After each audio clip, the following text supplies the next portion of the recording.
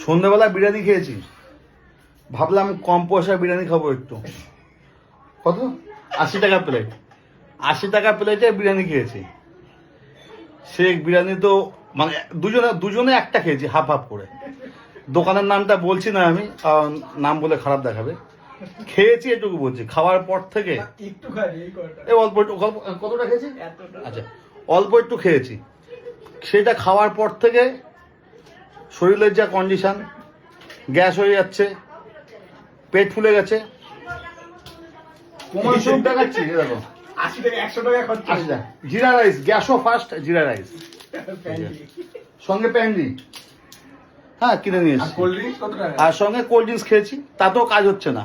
তাহলে বিরিয়ানির কোয়ালিটি কত ভালো ভেবে দেখো, যে 80 টাকার বিরিয়ানি খেয়ে 100 টাকা ওষুধের পিছনে খরচা করতে হয়েছে। ঠিক আছে, তাহলে বিরিয়ানির কোয়ালিটি কত ভালো।